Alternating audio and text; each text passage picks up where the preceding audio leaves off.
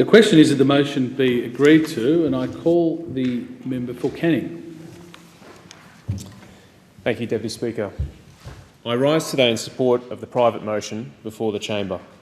Adoption in Australia is in desperate need of reform on a nationwide basis.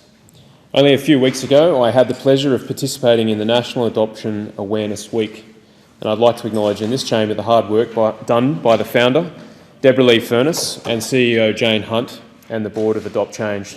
Their vision and commitment to creating a better future for children in need and their support for families willing to adopt those children is inspirational. I met numerous families with wonderful stories to tell about adoption. I came away encouraged by the possibilities for adoption in this country. Indeed, Australia is a rich and prosperous nation. We enjoy a unique lifestyle and stable government. Political, social and economic opportunity abounds for all. As a nation, we have a generous migration program where we, the politic body, welcome people freely into our social, political and economic order, and they adopt Australia as their country. We practice adoption of sorts at a macro level.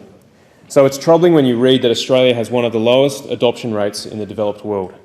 In fact, last year, Australia had its lowest number of adoptions in history, with only 203 local adoptions and 114 inter-country adoptions.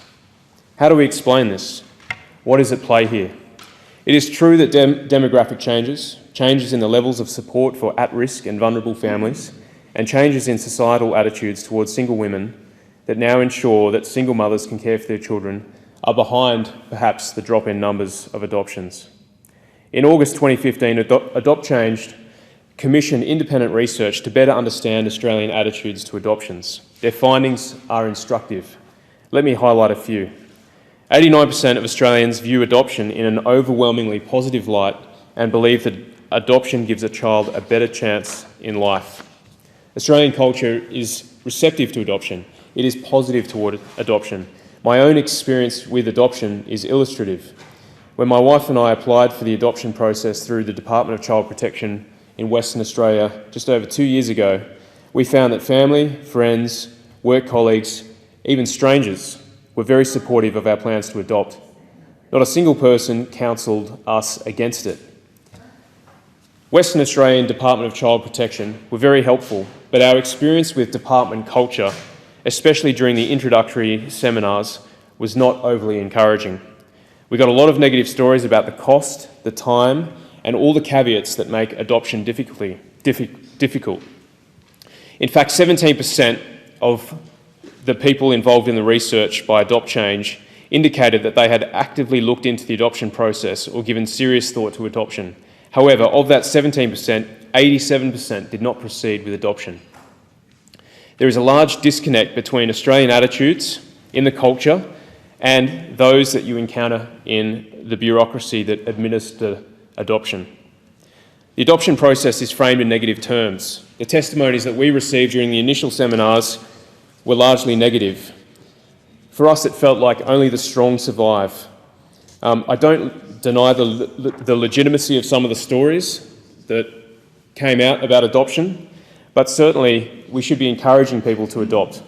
So, Mr. Deputy Speaker, I suggest that we need a cultural shift in the bureaucracy. The bureaucracy should be looking to prepare, equip and encourage people who are keen to adopt. As it is, it's already a very emotional time where you feel vulnerable and uncertain about the future. And I might add that there were 2 people in WA DCP who I'd like to publicly acknowledge, Linda Joy and Mandy Birch, who do a great job and who supported us through our process. But the hard reality is that there are 15,000 children in Australia who have been in and out of care home for 2 years or more, and they are not living with family. Almost half of those children who can be adopted move 6 or more times in their life during in foster care. And as we know, impermanence harms them relationally, developmentally. They end up compromised as adults, and this is not good at all. We need to do more to make adoption easier, so we look after the children who are in desperate need. There are kids desperate for security and stability. There are parents committed to helping, and we need to make it easier. At the moment, it's a 5-year wait time in Australia, where in the US it's 18 months on average. So I support this motion, and I call on the federal government to push this issue at the Council of Australian Governments We desperately need reform on a nationwide basis, and I back this private motion. I thank the member for Canning.